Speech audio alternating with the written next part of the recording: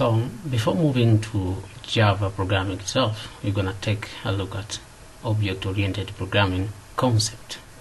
So we're going to understand 4 pillars of object-oriented programming, starting with encapsulation, polymorphism, abstraction, and inheritance. But let's understand first the concept of structural programming. In structural programming, your application may look like this one. You have a bunch of functions and variables just written in a plain file like as it look like in this structure, with no any organization. And this seems to be a problem because as your program gets bigger and bigger, you're starting working on huge projects, you may fail to manage because there is no any organizational structure. You're not organizing your codes. So this is where an object programming comes in handy to solve this problem. So in object-oriented programming, your application may look like this one. I mean, your functions and variables that perform one task may be grouped into one container, which we call it as an object. And these variables, we call them as property, and the function as methods. For example, a car may have a color, may have a name, may have a tires, and also it may have a methods like start, move, and stop.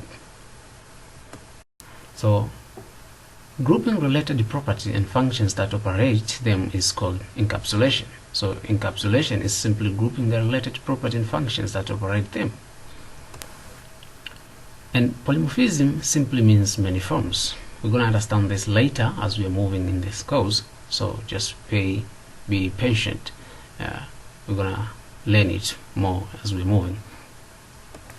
An abstraction simply means hiding complexity and showing the essential part of a program. This may help because it may help you to for the purpose of security. Maybe you want to change the parts of the program that are hidden and may not affect those parts that are public. So they are not tightly coupled together, they are loosely coupled.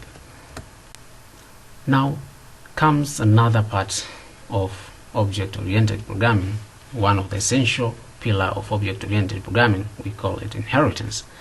That is just a simply way of eliminating redundant code, or we can say a technique of eliminating redundant code. You know, in programming you have this concept of dry, don't repeat yourself. So we remove this feature of repeating your code yourself, because it's gonna look like tough work. Repeating the same work all the time looks like tough work. It's not good at all. So inheritance, we're going to understand it by using this example. Take a look. We have an animal such as lion, and we have human, we have cat. So all of these are animals that belongs to a class of animal. So for example, in class of animal we have this name, color as a property of the animal, and we have a method such as move, because every animal moves.